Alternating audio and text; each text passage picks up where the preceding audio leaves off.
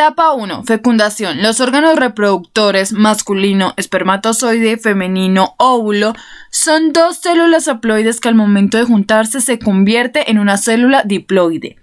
Penetración de la corona radiada. El proceso de fecundación se inicia con la penetración de los espermatozoides a través de la capa de células que rodea el óvulo.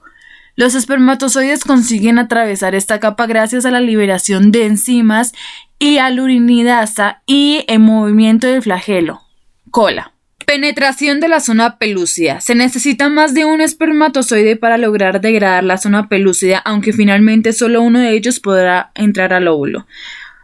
Para poder atravesar esta segunda barrera, la cabeza del espermatozoide establece contacto con el receptor ZP3 de la zona pelúcida del óvulo. Esto desencadena la reacción acrosómica, que consiste en la liberación de enzimas hidrolíticas denominadas espermiolicinas. Dichas enzimas disuelven la zona pelúcida para permitir el paso del espermatozoide. Asimismo, la reacción acrosómica provoca una serie de cambios en el espermatozoide que permite la capacitación final para poder penetrar en el interior del óvulo fundiendo sus membranas. Función de las membranas. Cuando el espermatozoide entra en contacto con la membrana plasmática del óvulo, se desencadenan tres procesos distintos en el gameto femenino. La formación del cono de fecundación, la despluralización instantánea de su membrana y la liberación de gránulos corticales al espacio perivitelino. Función de núcleos y formación del cigoto. Con la entrada del espermatozoide, el óvulo se activa para terminar la meiosis, proceso que permite la reducción del número de cromosomas. Así, se libera el segundo corpúsculo polar. Los cromosomas se colocan formando una estructura denominada pronúcleo femenino. Por su parte, el espermatozoide avanza hasta que su cabeza se contiene el núcleo de espermatozoides queda junto al pronúcleo femenino. La cola se desprende para terminar generando y el núcleo se hincha para formar el pronúcleo masculino. Segunda etapa, segmentación. Que el cigoto alcanza la etapa bicelular sufre una serie de divisiones mitóticas que incrementa su número de células. Estas células, que se hacen más pequeñas con cada división de segmentación, se conoce como blastómeras. Las blastómeras alcanzan el máximo contacto entre sí, formando una esfera celular compacta que se mantiene unida por medio de uniones estrechas. Este proceso es la compactación y segregación a las células internas, que tienen una comunicación externa medida por uniones de nexo de las esternas. Alrededor de 3 días después de la fecundación, las células del embrión compactado se dividen de nuevo para formar la mórula de 16 células. Las células al interior de la mórula constituyen la masa celular interna y las células circundantes forman la masa celular externa. La masa celular interna origina en sí los tejidos del embrión, en tanto la masa celular externa constituyente el trofoblasto, que constituye después a la formación de la placenta.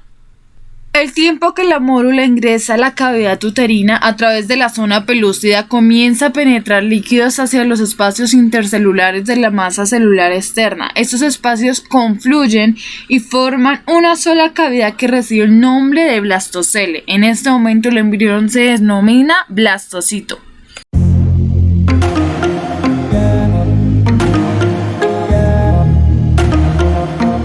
Tercera etapa, implementación. La implementación es el proceso por el cual el blastocito se adhiere a la pared del útero, y eso comienza el final de la primera semana, después de la fecundación, y existente al final de la segunda semana al día 14.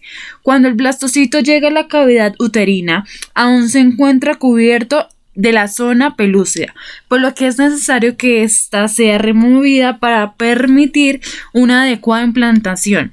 Una vez que el blastocito esté liberado de la zona pelúcida, comienza a acercarse al endometrio, que se encuentra en este momento en su fase secretora, y son evidentes sus glándulas tortuosas y su abundante vasculatura.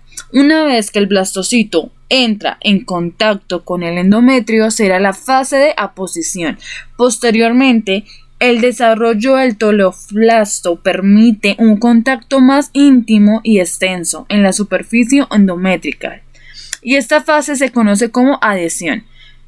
Cuarta etapa, gastrulación. La gastrulación empieza con el embrión bilaminar. Este embrión posee dos capas de células, una de ellas llamada hipoblasto y otra llamada epiblasto. Los cambios ocurrirán en el embrión. El primario de los cambios ocurre en el día 15 con la formación de un surco primitivo que ocurre a lo largo del embrión, determinando el extremo caudal de este.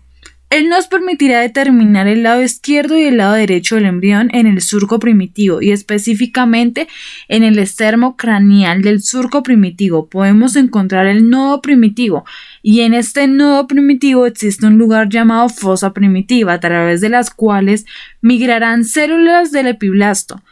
La migración de las células sucede en el proceso llamado invasión, y este proceso de invasión da lugar a las células bajan del epiblasto en directo hacia el hipoblasto e irán reemplazando progresivamente las células del hipoblasto para generar una nueva capa de células conocidas como endodermo definitivas.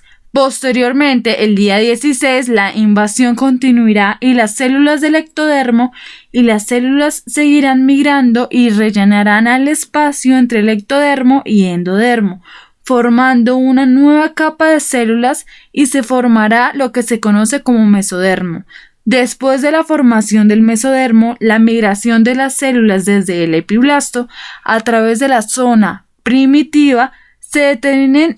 Ahora el embrión triliminar posee un extremo craneal y un extremo caudal. Quinta etapa, neurulación. El primer evento de la neurulación es la formación de un área celular llamada placa neural. La placa neural se forma en la parte craneal del embrión engrosando desde la parte craneal hasta la parte caudal.